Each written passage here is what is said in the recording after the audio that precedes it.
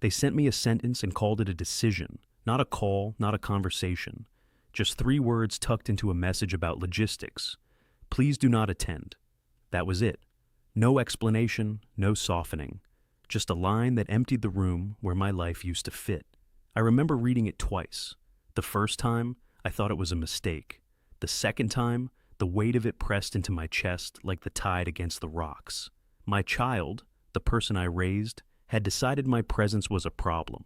And it wasn't because I had done anything dramatic. It was because of me, because of my body, because of the space I occupy.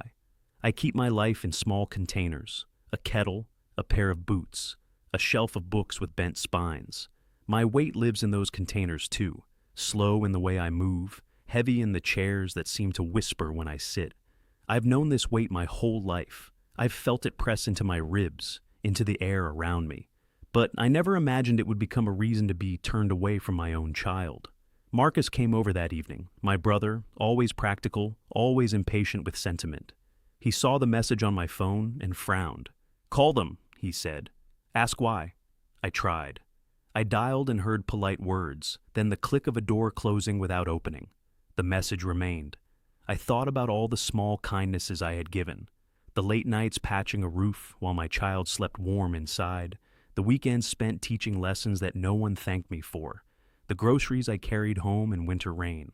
Those moments, once invisible but cherished, now felt like evidence stacked against me. Every kindness I had offered became a ledger of guilt I could not erase. Al, my oldest friend, would have told me to make a list. When a wound goes unanswered, he said, "You list what you can control." I did. Diet, doctor's appointments, letters, apologies. The list looked like a map I didn't want to follow. Shame is a cartographer, drawing borders where once there were none. The neighborhood began to shift around me, not with cruelty, no one in this town dares, but with a quiet civility that stings worse than insults. People smiled when they passed me, offered words about the weather, about the day. I carried my body differently, tucked my hands, tried to become lighter in a space I could not shrink. Dignity, I thought, could be quiet.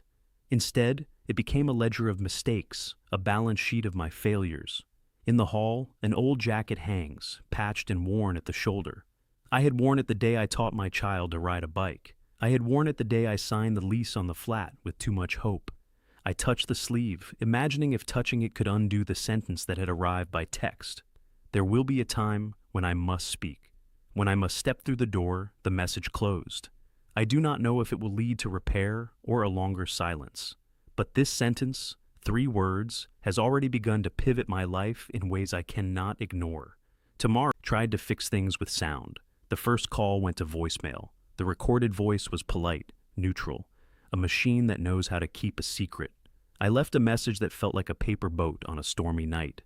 My name, my confusion, an apology I had not yet earned.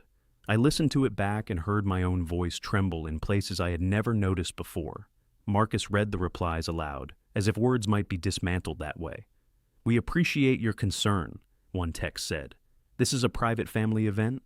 Another offered logistics and a note about seating. No reason, no plea, just careful sentences that kept the door shut. So I went to the house. Walking up to the door, everything sharpened. The sky had that thin cold you get in late autumn, the kind that makes sounds brittle.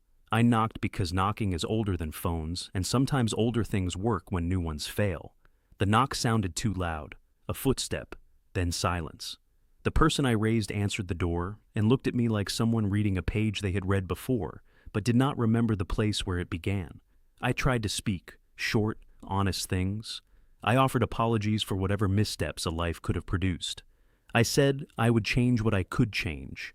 I offered the jacket I kept in the hall, as if handing over an object could be a transaction for forgiveness. The words met an even thinner silence than the mailbox had. Marcus stood at my side without interfering, like the frame of a picture whose image you are not ready to replace. Al called later and told me the truth without ceremony. Sometimes people create a distance they will not cross, and your only option is to decide what you will do with that absence. Al's sentences were simple, brutal in their clarity. I tried bargaining, I made appointments. I folded myself into patient plans, a doctor's referral, a trainer, a letter written by hand and folded into the same paper boat as the voicemail. Each attempt felt smaller than the message I had received. Each attempt arrived like a visitor no one was waiting for. There were moments, soft, dangerous moments, when I imagined the wedding without me. I saw faces I had loved pass in slow motion. I felt the ache of being a spectator to a life I had helped build.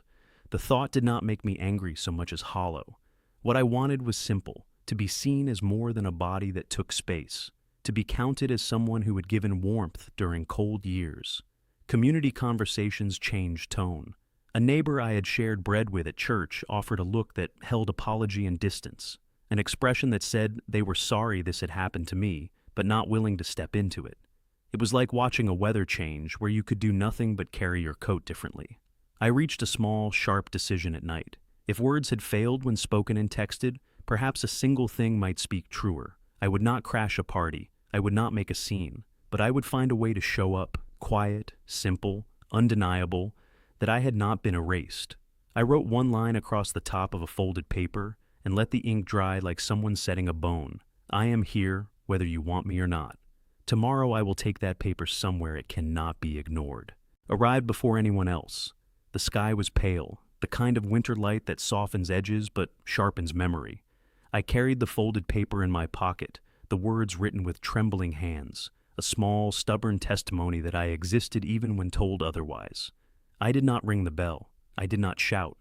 I stood at the threshold like an idea waiting to be noticed, as quiet as breath, as patient as a shadow. Time passed in slow increments. The person I raised appeared at the doorway. Their face was unreadable, a mask built from years of growing up without enough guidance and too many expectations. They saw me, paused, and did not speak. Their silence was not cruelty. It was calculation. It was armor. It was the reason I had rehearsed my apology countless times. I handed them the paper. The words were simple, nothing dramatic. I am here, whether you want me or not. Their fingers brushed mine. A small flicker of recognition passed in that brief contact. A flicker that said, maybe some part of what we built still lives beneath the weight of everything else. I thought of the jacket hanging in my hall, the boots lined on the floor, the meals I had carried through storms.